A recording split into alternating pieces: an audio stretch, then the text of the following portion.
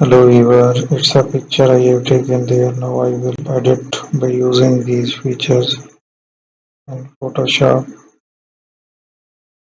We are going to make the threshold here, customized it, customize the level on it, made it there, add a filter,